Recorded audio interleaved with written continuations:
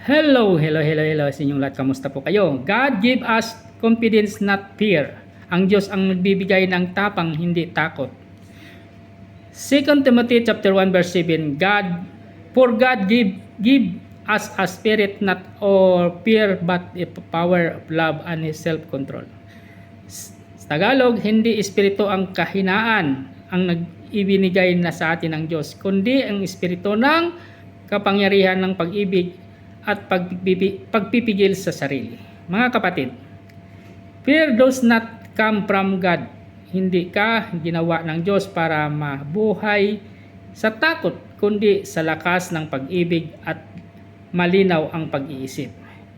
Whenever fear rises, faith must speak louder.